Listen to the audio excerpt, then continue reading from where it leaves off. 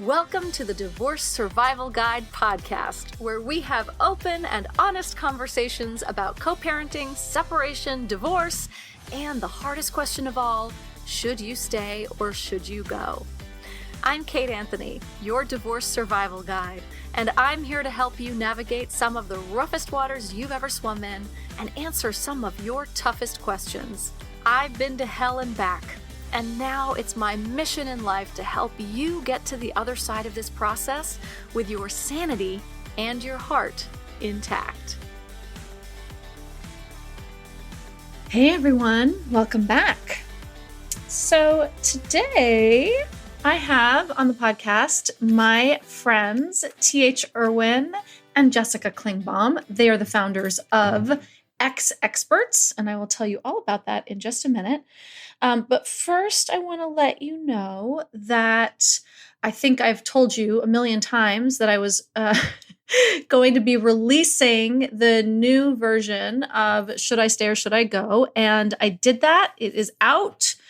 It is available. And some people have asked, some of the feedback I got from people was like, if I already made this decision, if I already know that I'm going, should I get this program? Like, is this program still for me?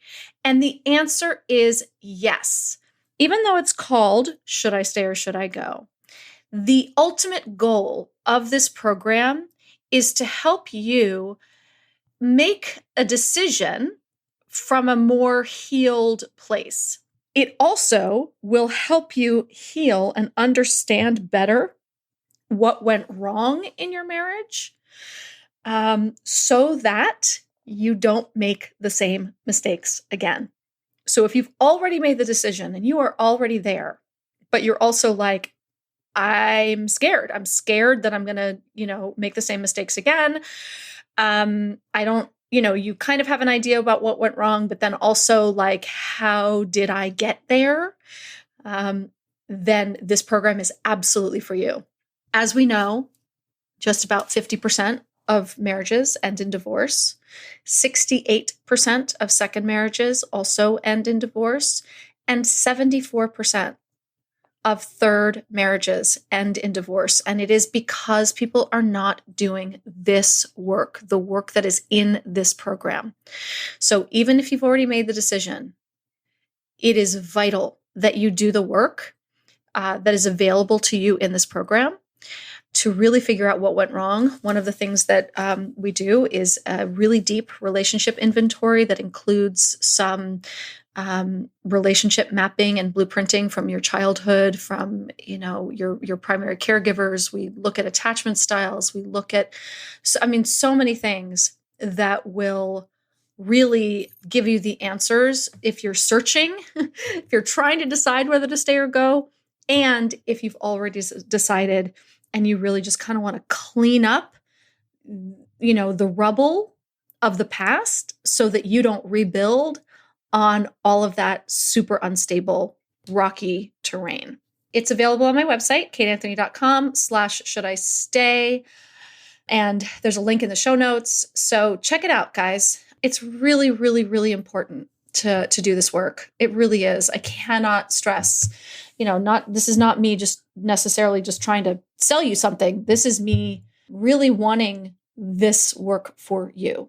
When I create stuff, it's not just to sell it. It is so that I can transform the lives of the people who engage in my programs. And I succeed at that a lot of the time, I think. I've heard people who've gone through my program saying that it was worth more than all the money they'd spent in therapy up to that point. So if you've been in therapy for a really long time and you're still spinning your wheels, come on over. I think this will be a great complement to the work of therapy, actually. I don't think it should replace it, but I do think that it's a really good complement. It's sort of a, okay, great, now what? This program will answer the now what's for you. Anyway, okay, so again, that is in the show notes on my website, kateanthony.com. Click on the button that says, Should I Stay at the top, and you will get taken to all of the information. So today, as I said, I have my friends Irwin and Jessica Klingbaum, who are the exEXPERTS. TH and Jessica are the co-founders of the online platform exEXPERTS. They're best friends who got divorced at the same time 14 years ago, but had totally different divorce experiences. They realized back then that they didn't have the right resources to understand all of the options and the different choices they need to make, but they did have each other. So they used their own divorce experiences to create a place online where anyone can go for any phase of divorce, to answer all the questions and to feel educated about the process and everything that goes into it. As they like to say, they've lived it, so they get it. So without further ado, here's my conversation with TH Irwin and Jessica Klingbaum. TH and Jessica, thank you so much for joining me. I am so happy to have you guys here. Let's just start off by, I want to hear your stories. Tell us, you guys were friends, you were married friends, you became divorced friends. It's kind of a great, fascinating story. So will you tell the listeners? Sure. Jessica loves to tell the story because I'm the bad person in the story. And then I'll be happy to chime in. You're the bad person in the story? It's a little bit funny in the beginning because TH and my first husband, Darren, were best friends in high school. And I met him in college, right when I first got to college as a freshman. He was a junior. He and TH were 2 years older than me. So I had heard all about her for the first couple of months at school, his best friend TH. So his fraternity ended up having a Halloween party that TH came to our school. She also had a very close, another girlfriend from high school who also was at our college. And she came to visit and I was like waiting to meet, in my head, I was like so excited to finally meet her. And so she comes into this party and I go like running over to her and I'm like, oh my God, you're TH. Right. And she just looks at me and she's like, where's Darren? And was like totally standoffish. And I remember going over to him and I'm like, that's your best friend? She's a bitch. Okay. So this is the other side of the story. Darren never mentioned a Jessica or anybody. I was drinking. We were going to Halloween parties with my friends from high school, going to Darren's party at college. And this thing comes into my space. She's like, I can't even breathe. She's in my face, jumping up and down. And so that's the other side of the story. Sad. She was so excited to meet you and he had never even mentioned you, Jessica. Think about it. Like I met him in whatever, September. Red flag number one. I met him in September and this was in October. So it was kind of, whatever. But so that was our first interaction. And I was like, oh, what a bitch. Then they graduated. I graduated a couple of years later. We were all living in New York City. And then we kind of reconnected at that point. She at that point was with her soon to be husband. And Darren and I were like seconds away from getting engaged because we got engaged right when I graduated college.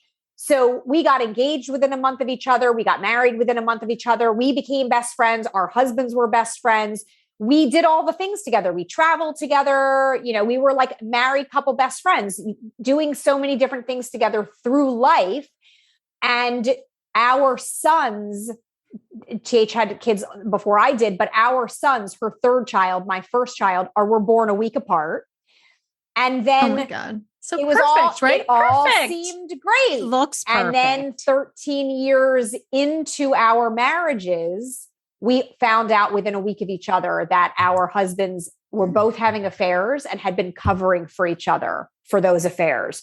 So we started the divorce process at the exact same time. So it's like living these lives with all of these similarities. But as we've always said, and you never know what's going on behind closed doors. Even we didn't know what was going on behind each other's closed doors. But it did look like this picture perfect situation amongst all of us so close together. And then so ironic that then we ended up getting divorced at the exact same time. Here we are. Thank God. Right. And so we always joke that we got each other in the divorce.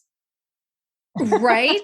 Aren't you guys lucky? So, okay. So let me ask you this. When you guys both found out about the affairs, first of all, how did this happen? How did you find out? We both independently got phone calls from what turned out to be the women, but differently. Like mine, I got a phone call one night on I'm aging myself. This is back in the day of landlines.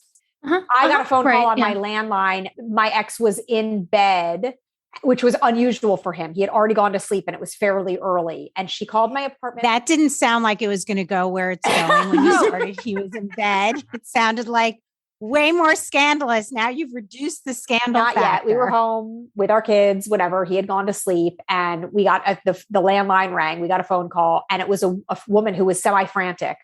He was in the midst of developing a new condo development in New York City, and they were in the staging process. And she called and had this whole story, which sounded very realistic, that she was standing out on the street in front of the building with artwork that she needed to get into the building to stage, and she didn't have the code to get into the building.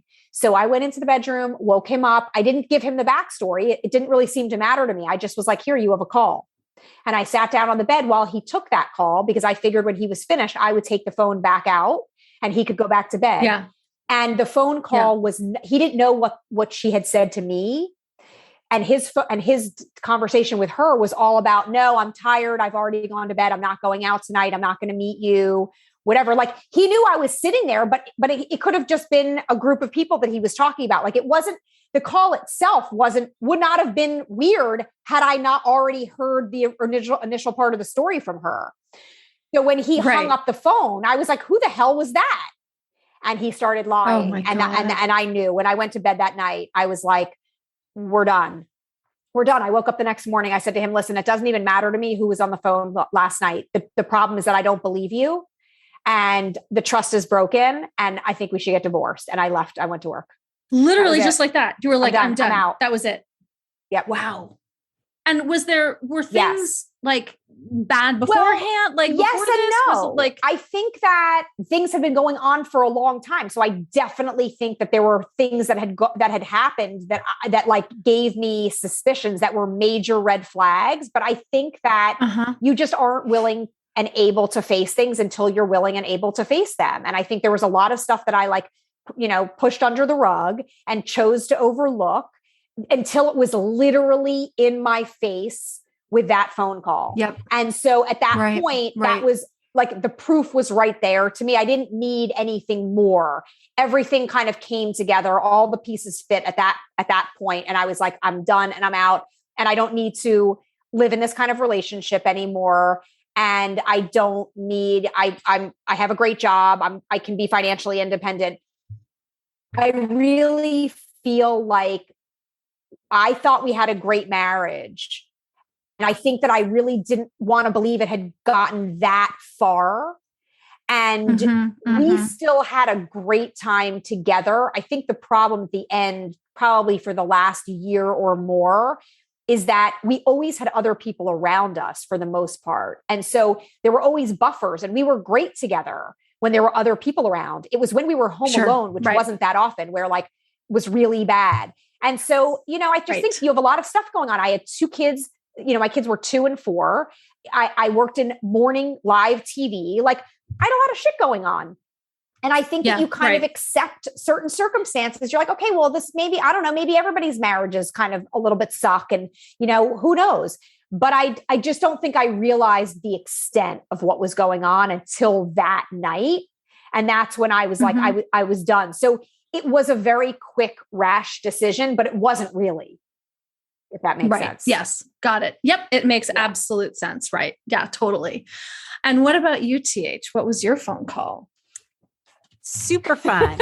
So Jessica was in her mind happy in her marriage. I was very, very, very unhappy in my marriage. Okay. My son was born 4 years before we separated. And the minute he was born, it went to shit. And my ex was nowhere to be found. Like I used to make the placemats, for elementary, preschool, whatever, with everybody's pictures in it. And I had no pictures of him with us. He missed their birthdays and holidays and vacations and everything with an excuse. Right. And I was fine because I'd rather him not be there. I was good with it. It was easier for me. So the universe I believe in, if you keep your eyes open, this day on May 8th, 2008 at 2:20 in the afternoon, the universe really did come together for me. Yeah. Because all the things I wouldn't do, I did in order to take a phone call. while I was picking up my son. And I thought it was like an insurance call. Is this TH? Yes. Are you married to so-and-so? And I said, yes. I'm like, what is this about? And she said, well, I'm engaged to be married to so-and-so. What? I said, well, how do you know it's the same person? She said, well, I've met your kids. Whoa. So you can all let that Wow. sink in, but I'm going to shock you with the fact that what I said next was, you just saved my life. Yeah. And once I get my son where he needs to be, I'm calling you back. Wow. So that's what I did. So that was one of the greatest days of my life, next to my divorce being finalized. Obviously my children, but like for me, for me, Right. Yeah. Right. that day of freedom and validation of the sickness I felt in my gut for so many years, and self, shaming and all that other stuff that was just reinforced by him. It was like the shackles were taken off, the 500-pound elephant was off my back, and I was like running for the finish line. Wow. So that happened to be the Thursday before Mother's Day. And I went to my brother's with my kids, and I called Jessica because I'm looking through all the bills, and I had already spoken to this woman, and I was like, Jess, they were having affairs with other women, but traveling together. Yeah. They were on vacations with these women. I'm looking at everything together. They were in Costa Rica. They were supposed to be on a guy's trip. They were at the Ritz-Carlton with their girlfriends. Like, they were in cahoots. They were out at night together, like as couples. And we are like schmucks at home with our kids and working and doing what we do. And they're like mob out bosses. Like, this is the shit like that's in like, Goodfellas, right? Like, right. It's actually, there's a hell of a lot more to all of it, but I am going to respect my kids' privacy beyond that. It's enough. Yeah. You can just imagine how much more from a man who thinks it was all my fault. So, right. Of course. There you go. Awesome. So, okay. So then you guys go through this whole thing together. Yes. Yeah. Right. From the very beginning. And because we were ultimately, we went through it together, but we were married to two very different men. Right. And as you well know, Kate, like you talk about a narcissist and abusive relationships and everything, mine is clinically a narcissist. Yes. Hers was just an asshole at the time. Yeah. He had narcissistic tendencies, but he's not. Yeah. And he has since taken responsibility, and I have gone up to him and like reinforced, given him positive messaging. He's like, I can't believe you just said something nice to me. I'm like, well, you did something really great. Yeah. Like, my ex will never do that. That will never happen. And so we had each other to support one another. My divorce took over 4 years. Hers was a hot minute in comparison. Yeah. And so we were on opposite ends of the spectrum in terms of how the divorce went. But also, as you know, and anybody listening, it's like got to be 80% emotional. And then the rest is the business of divorce. We could cut out the emotional, then Jessica and I probably would have had very similar divorces. But like I said, we're married to very different men. And so how have things evolved? So now you guys recently, it was, you created this amazing thing, this amazing resource, exEXPERTS, together, because you are exEXPERTS. That's right. So how did that come about? Like, how did you guys, like, after going through all of this stuff, that was a long time ago. And then now we have this thing. So like, what was the evolution? So even when we were getting divorced, when we were in the process, it was a while ago. There just weren't the types of resources available online that there are today. We talk about it a lot. Like back then, you didn't know where to turn because there was nothing really available for you. Now you don't know where to turn because there's too much available for you. TH and I learned so much from each other on a daily basis through that process, even though my divorce was super amicable. And basically what we had was a collaborative divorce, although we didn't know about collaborative divorce 14 years ago. And TH's definitely was more acrimonious. We would have, talk to our lawyers, and we would, work things out with our respective agreements and be like, hey, did you know about this? Or did you look into this? Or did your lawyer tell you this? So we were constantly getting little nuggets and tidbits from each other. And we would talk about how we are so lucky that we have each other, that we're both going through it right now at the exact same time. Nobody else has this. We need to figure out a way to pay it forward and help other people going through divorce. And I kept always using the analogy of like when you have a brand new baby, when you have a new infant, everyone calls and they're like, how's the baby? And they just kind of want to hear you say, great, the baby's great. But if you have a friend who also has a 4-week-old, your friend wants to know how many ounces did it drink today? How many dirty diapers did it have? What color was the poop? Like all of the specific dirty details. That's what we were able to do for each other. So I worked in TV at the time. We would talk about like, oh, we should do a radio show. You know, we had different ideas for the things that we could do. But at the end of the day, Teach's was very, contentious, and she was dealing with it on a daily basis for 4 years. And it just wasn't the right time. She was already living divorce 24/7 on her own. And so it was an idea that we had percolating that we talked about for so long, but it just wasn't the right time. And then it would kind of like pop up every now and then over the years. And then finally about, right before COVID, a few months before COVID, coincidentally, the way that timing has it, I was just about to start my second divorce, and TH was transitioning, and she transitioning in her job. And she was like, now's the time. She was looking again at divorce resources. And she was like, I really feel like there still does not exist something like what we had been talking about creating, which was an uplifting, empowering, positive-minded online digital platform filled with vetted, respectable resources on everything divorce. A one-stop I hate to say a one-stop shop, but kind of just a premier one-place platform destination that you could go to get answers and information and resources on anything you might need. It's so great. And it's so true. I mean, I know, I got divorced around the same time you guys did. And it just a little bit like December 24th of 2008 was D-Day. Christmas Eve. It was great. Right. So you didn't wait until January. I didn't because I don't recommend this at all, but it was one of those things that like we were at one, he was so awful to me for so long. And I was just like, you don't like me. Like you really don't like me, and then we were at a Christmas party at all of my best friends from college's house, like at my best friend's house, and all of my college friends, best friends were there. And he was like sulking because I didn't spend time with him. He's like, you were just like with your friends the whole time. And I was like, yeah, because they like me and they're nice to me. And actually, you know what? I'm done. Right. And I just literally was like, it was the smallest straw, but it was it.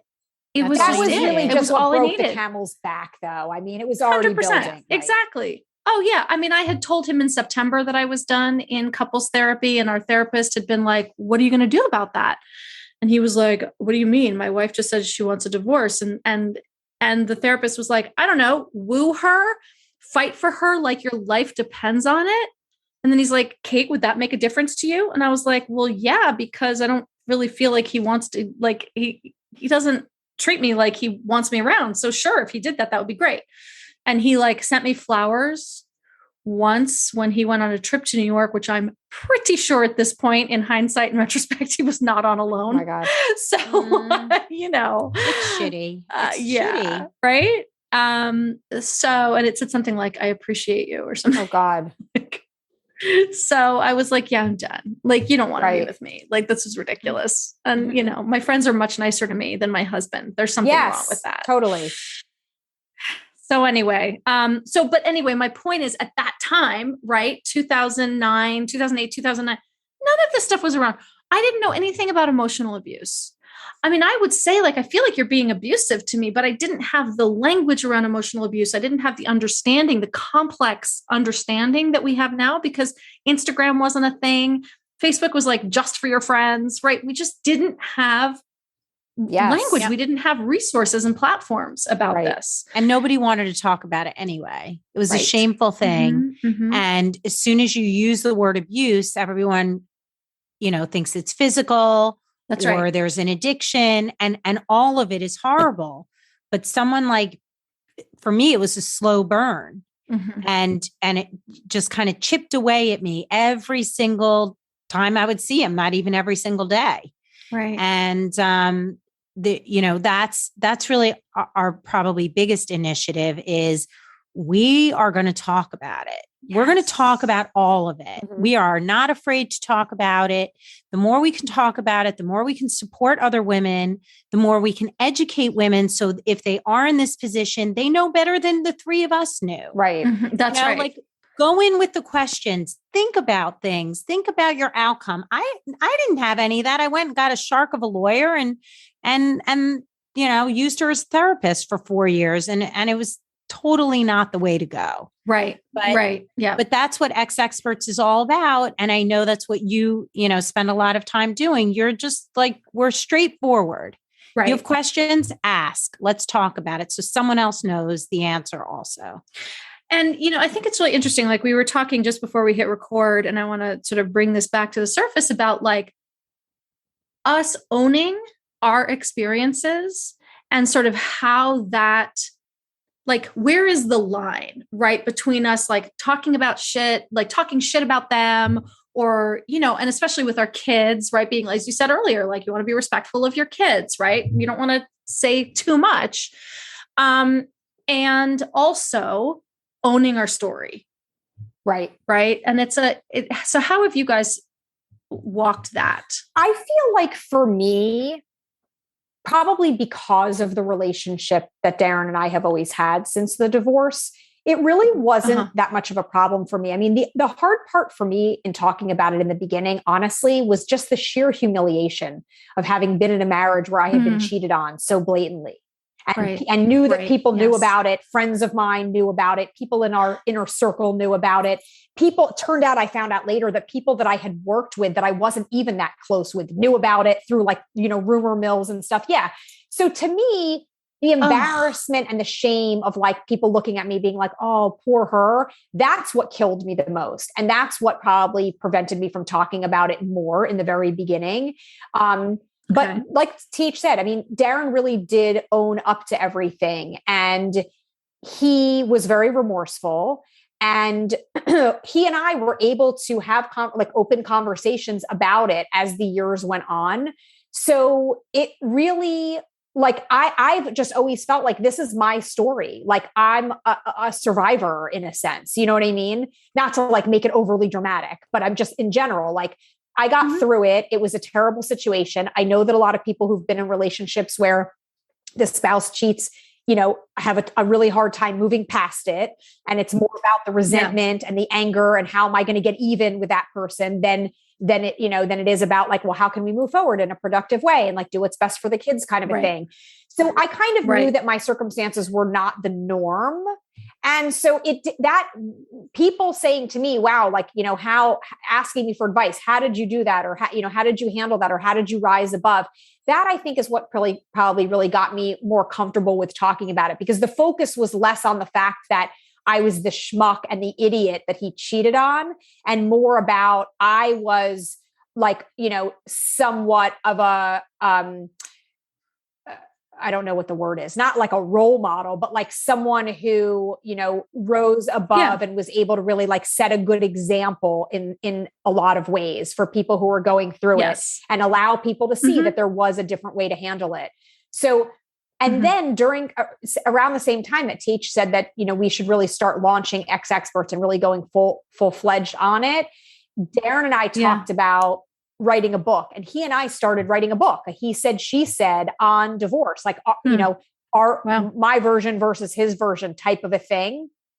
So again, he's always been really open. I don't really feel like there's ever been anything that I have spoken about that I shouldn't speak about, because he owns up to all of it. So, but this is a conversation that Teach and I have had a lot of times where I know that, for different people, it's like they don't necessarily want to be the one to put out this kind of like negative information about their spouse. And I've said it to TH, like, it's your story to tell. Like, you have the right to decide what you're comfortable saying and what you're not comfortable saying. That's right. But it's also your life and your story. And you shouldn't have to feel like you have to hide it if there are things that you do want to talk about and that you do feel like other people can learn from. So I think it varies from person to person. But for me, I really feel like once I kind of started talking about it, I really didn't hold back. But anybody who knows me knows that I don't have a filter anyway. So that's really not that unusual or like not that different from kind of how I really, approach things for, my everyday life. And now for a quick word from our sponsor, the all-new, fully revised Should I Stay or Should I Go? After 3 years of this program existing in the world and changing women's lives, I decided to give it a full makeover. The all-new version has all new videos, a podcast-like audio stream if you want to take the work on the go, and completely updated resources for deepening your learning. The program consists of 6 core modules. The first of which is Who Are You? This is the section in which you dig deeply into your own personal development and get in touch with your inner guide, slay your inner critics, mine for values, and learn how to set healthy boundaries. The second module is How You Learn to Love and helps you understand your attachment style, love languages, and how to properly love and care for the most important person in all of this, yourself. Module 3 is called Why Are Women So Exhausted? And breaks down some of the issues around toxic masculinity and male entitlement, the myth of being a stay-at-home mom, and answers the question, he's fine. Why can't I just be happy? Module 4 is all about understanding abuse and includes videos on trauma bonds, understanding the cycles of abuse, particularly how they play out in your own relationship, and addresses addiction, infidelity, and mental illness. Module 5 is all about healing and moving forward and includes videos about therapy, couples therapy, healing from betrayal, emotional regulation, and grief. This section also includes my 90-minute workshop, Tackling Codependence, as well as my signature relationship inventory that will help you gain complete clarity on all the parts of your marriage and figure out what's his and what's yours. And Module 6 answers the question, is the grass really greener on the other side? With in-depth videos on dating, cultural and religious isolation, and what happens if you end up alone forever. Spoiler, you probably won't. Whether you decide to stay or go, this program will set you up for a lifetime of clarity and fulfillment. And if you've already decided to go, the program will help you unpack all that's happened and help you heal so that you can move forward without repeating the same mistakes that got you here in the first place. This program is priced super low at just $697. And if you use the code PODCAST, when you check out, you'll get $50 off the full price. What are you waiting for? You have been agonizing with this decision for long enough. It's time to finally know. Should you stay or should you go? And now back to our episode. So TH, what about for you? Because it's a different story and it's a different situation. You don't, like me, you don't have someone who's really contrite and, taking responsibility and ownership. Even to this day. Even to this day. Exactly. I didn't know the word narcissist until I did make him go with me to see someone so we would know how to speak to our kids. Yeah. And she became my therapist, and she held me back when he walked away. And she said, I just want you to know what you're dealing with. He is a narcissist. This is what that means. And what we need to do is help you manage that. You are going to learn to be Teflon. Right.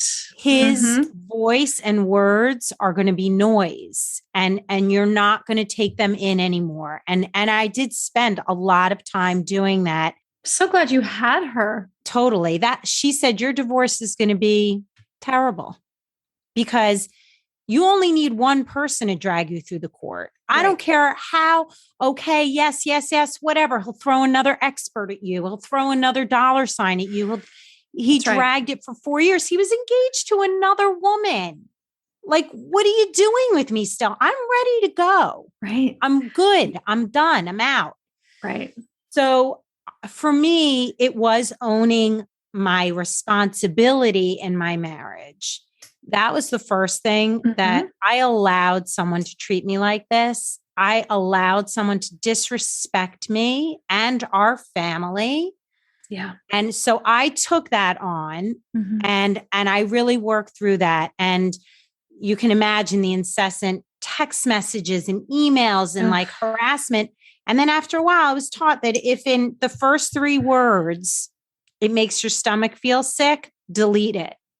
Just delete it. Wow. Because it's only noise. If it's important, you'll know in the first few words. Right. If you feel sick, then it's got to go away and he'll have to handle it in a more productive manner.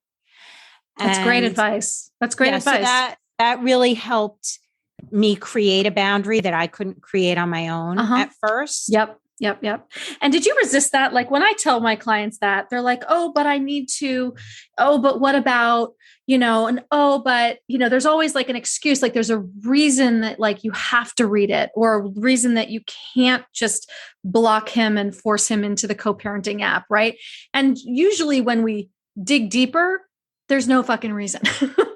There's no reason. You've been trained. Exactly. We have been trained to listen to what they have to say and let it hurt us. Yeah.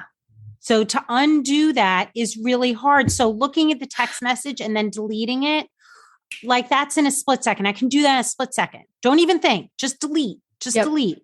Yep.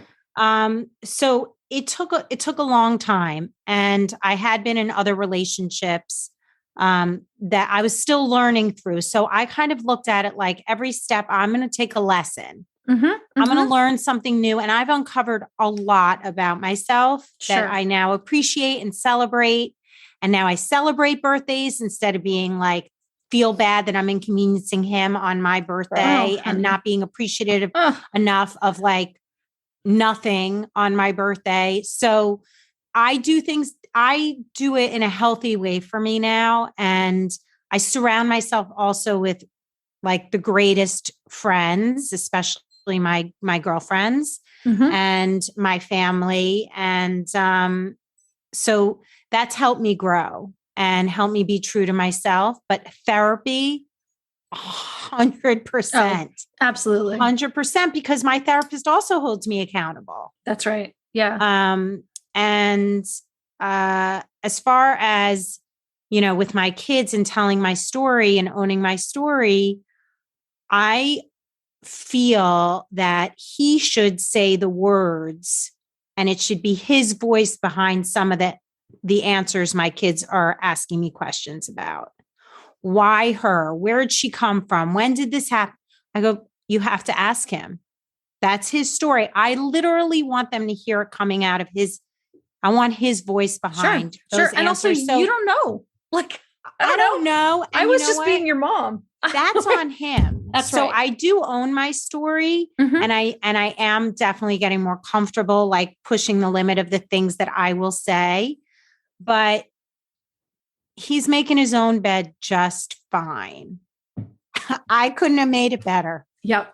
And I don't want to be bad-mouthing anything. And that's ultimately how it will come out. Right. Is that I'm making him sound bad or he's their dad. Like, what am I going to do? Yeah, no, I mean, I have a similar thing. And I went through a period where I was really confused. I actually called Christina McGee, our resident co-parenting specialist. And I was like, I don't know what to say. My son is asking me questions and I don't want to gaslight him. Like he is observing behaviors in his father that mirror the behaviors that he did to me. He's observing this level of abuse and, narcissism, and it's impacting him. And he's asking me as his mom about it. And I'm like, I'm not going to lie to him. I can't gaslight him. I'm not going to be like, oh, what are you talking about? That's right.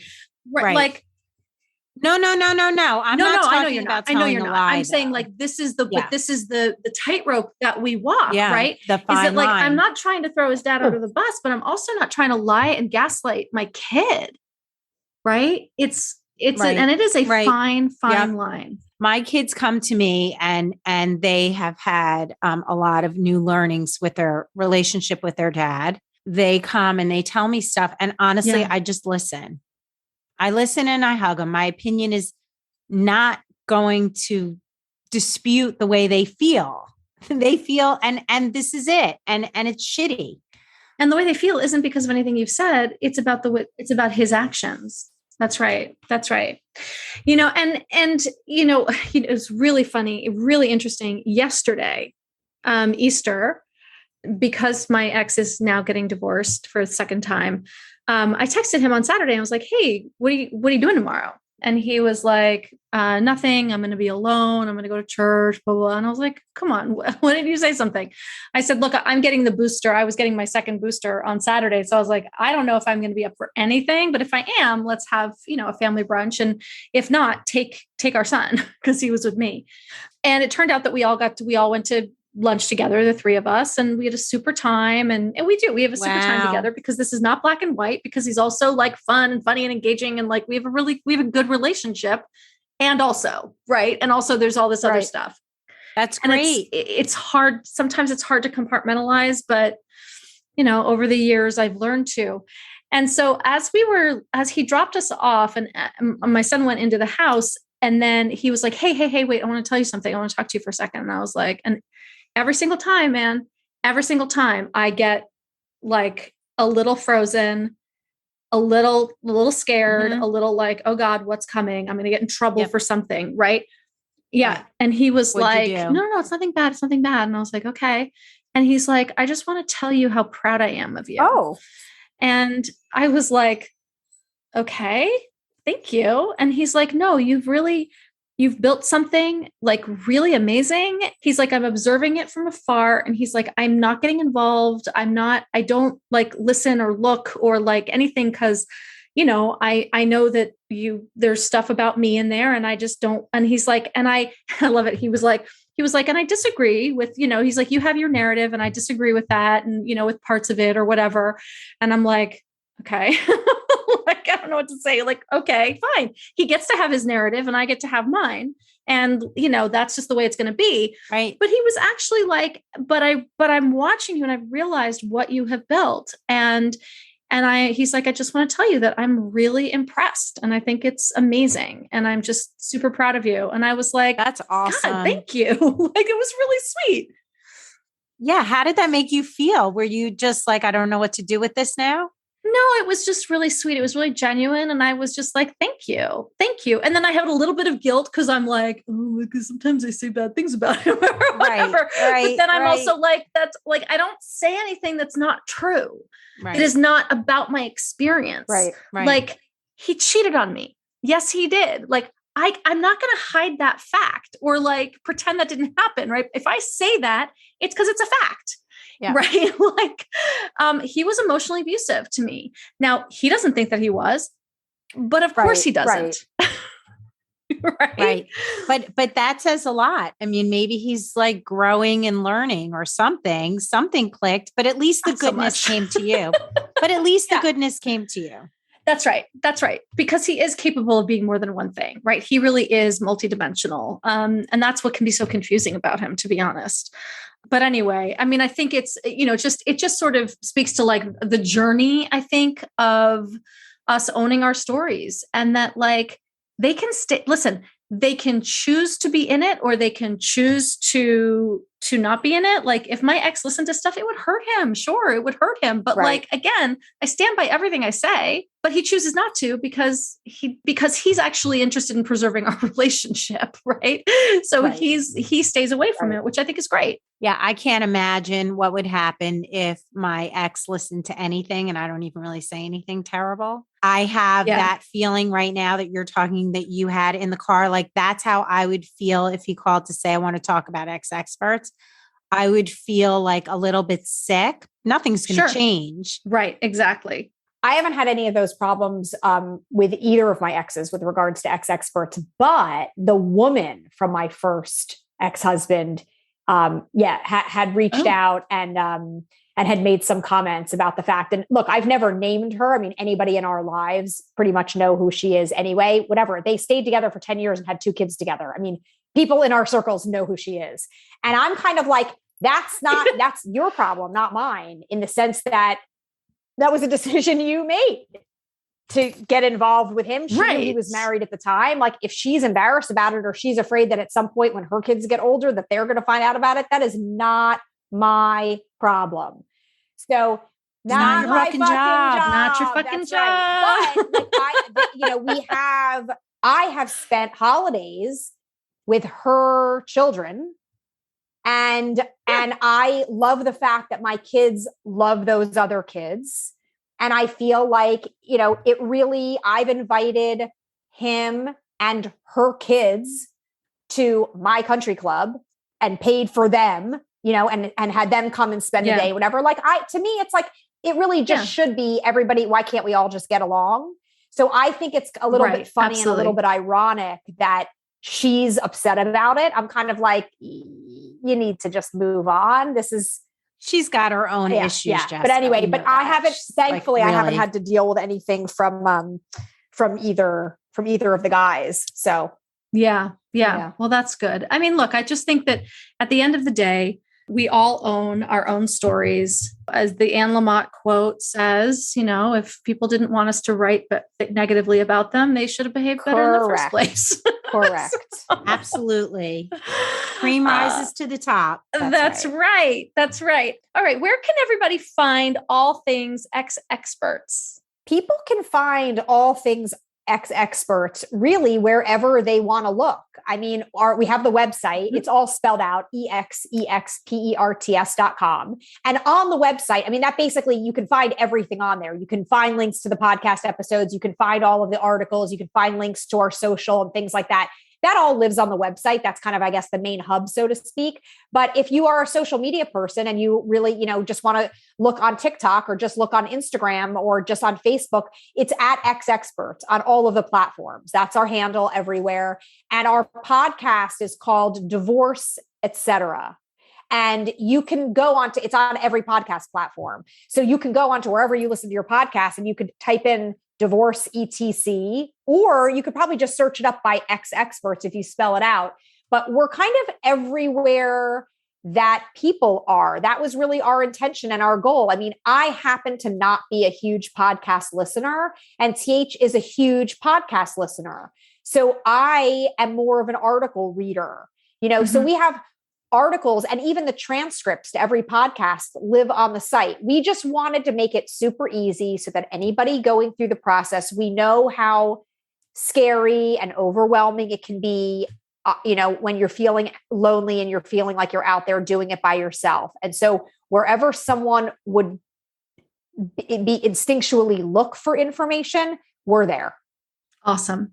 I want to say one other thing. We do have a Kate Anthony podcast. It's one of our best ones. I found Kate because I listened to her episode of It's Not Your Fucking Job. And then I shared it with everybody. I'm like, she's brilliant. I love this. She just completely disarmed so much for me and validated so many things that I wanted to do and not wanted to do. She's my biggest cheerleader. So look on at season 1. Kate is there. She talks about her own story, and it's awesome. It's definitely awesome. one of our best. Oh, thank you guys. I love you. We represent real life experts, not just all the professionals you need for the business side. So that's why we have Kate Anthony, Susan Guthrie, Michelle Dempsey, Gabrielle Stone. We have so many people just telling their stories because we've all been through it in a different way. Mm-hmm. And it doesn't matter if it's different. We share the way it feels, as I think you guys kind of can feel on this recording today. So we've all got your back. Yay. All right. TH and Jessica, thank you so much for coming on and sharing about exEXPERTS and your stories. I think they're super relatable. And I love that, there are different sides to all of this, different facets. I feel like Jessica's on one side and TH is on the other, and I'm somewhere in the middle. Right. And so it goes any which way, and we can all come out the other side and be awesome for it. Yeah. So Yes. thank you for sharing, you guys. Thank you so much Thank for giving you. us the opportunity. We really appreciate it. Thanks for tuning in to another episode of the Divorce Survival Guide podcast. If you like what you hear, head on over to Apple Podcasts or wherever you listen in and leave me a review. And don't forget to follow me on Instagram at the Divorce Survival Guide. I'll see you next time, and until then, remember, you, my love, deserve to be happy.